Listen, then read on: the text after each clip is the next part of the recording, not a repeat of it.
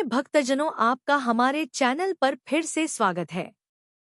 भगवान श्री हरि से आप सबके मंगल की कामना करते हुए आज हम मद्भागवत गीता के तीसरे अध्याय का महात्म्य का पाठ करेंगे। आइए पाठ का प्रारंभ करते हैं। ओम श्री गणेशाय नमः।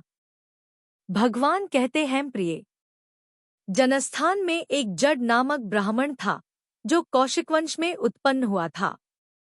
उसने अपना जातीय धर्म छोड़कर बनिए की वृत्ति में मन लगाया। उसे पराई स्त्रियों के साथ भिचार करने का व्यसन पड़ गया था। वह सदा जुआ खेलता, शराब पीता और शिकार खेलकर जीवों की हिंसा किया करता था। इसी प्रकार उसका समय बीतता था।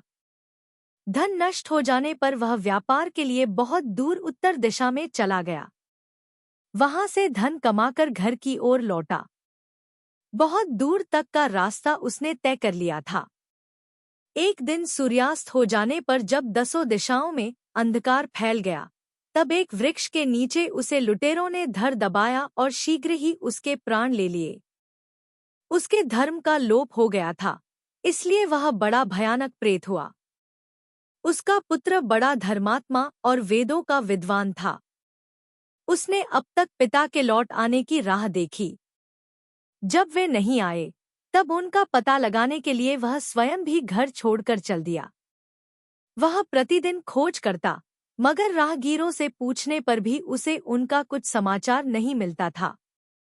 तदंतर एक दिन एक मनुष्य से उसकी भेंट हुई, जो उसके पिता का सहायक था।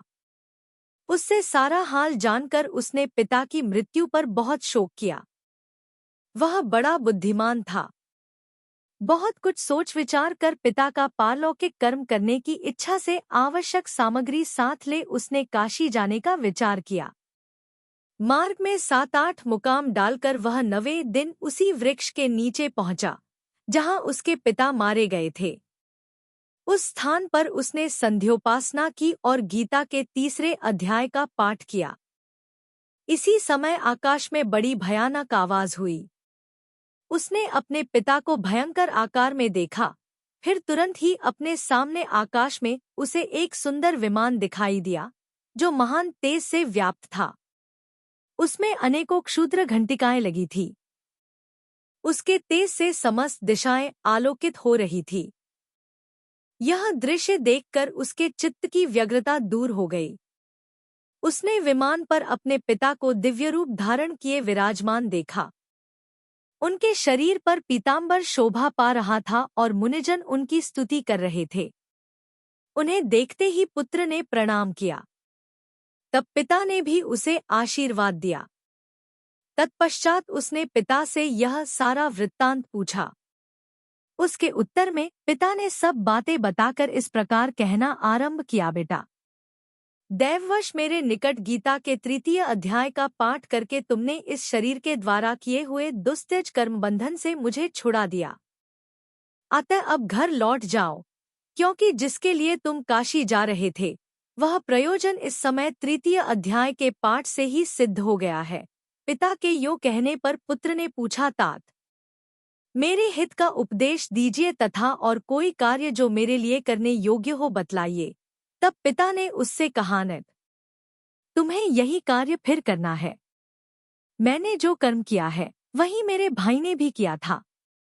इससे वे घोर नरक में पड़े हैं।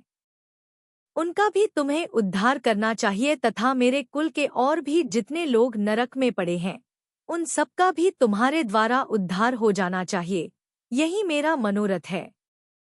बेटा, जिस साधन के द्वारा तुमने मुझे संकट से छुड़ाया है, उसी का अनुष्ठान औरों के लिए भी करना उचित है। उसका अनुष्ठान करके उससे होने वाला पुण्य उन नारकी जीवों को संकल्प करके दे दो। इससे वे समस्त पूर्वज मेरी ही तरह यातना से मुक्त हो स्वल्पकाल में ही श्री विष्णु के परम पद को प्राप्त हो जाएंगे। पिता का यह संदेश सुनकर पुत्र ने कहा, तात, यदि ऐसी बात है और आपकी भी ऐसी ही रुचि है तो मैं समस्त नारकी जीवों का नरक से उद्धार कर दूंगा। यह सुनकर उसके पिता बोले, बेटा, एवंस्तु तुम्हारा कल्याण हो। मेरा अत्यंत प्रिय कार्य संपन्न हो गया। इस प्रकार पुत्र को आश्वासन देकर उसके पिता भगवान विष्णु के परमधाम को चले गए। तत्पश्चात वह भी लौटकर जनस्थान में आया और परम सुंदर भगवान श्री कृष्ण के मंदिर में उनके समक्ष बैठकर पिता के आदेशानुसार गीता के 3 अध्याय का पाठ करने लगा। उसने नारकी जीवों का उद्धार करने की इच्छा से गीता पाठ जनित सारा पुण्य संकल्प करके दे दिया। इसी बीच में भगवान विष्णु के दूत यातना भोगने वाले नारकी जीवों को छुड़ाने के लिए यमराज के पास गए। यमराज ने नाना प्रकार के सत्कारों से उनका पूजन किया और कुशल पूछी। वे बोले, धर्मराज, हम लोगों के लिए सब और आनंद ही आनंद है। इस प्रकार सत्कार करके पितृलोक के सम्राट परम बुद्धिमान यम ने विष्णुदूतों से यमलोक में आने का कारण पूछा। तब विष्णुदूतों ने कहा, यमराज, शेषशय्या पर शयन करने वाले भगवान विष्णु ने हम लोगों को आपके पास कुछ संदेश देने के लिए भेजा है। भगवान हम लोगों के मुख से आपकी कुशल पूछते हैं और यह आज्ञा देते हैं कि आप नरक में पड़े हुए समस्त प्राणियों को छोड़ दें। अमित तेजस्वी भगवान विष्णु का यह आदेश सुनकर यम ने मस्तक झुकाकर उसे स्वीकार किया और मन ही मन कुछ सोचा। तत्पश्चात मदोन्मत्त नारकी जीवों को नरक से मुक्त देखकर उनके साथ ही वे भगवान विष्णु के वासस्थान को चले। यमराज श्रेष्ठ विमान के द्वारा जहाँ क्षीर सागर है वहाँ जा पहुँचे। उसके भीतर कोटि-कोटि सूर्यों के समान कांतिमान नील कमलदल के समान श्याम सुंदर लोकनाथ जगतगुरु श्रीहरि का उन्होंने दर्शन किया।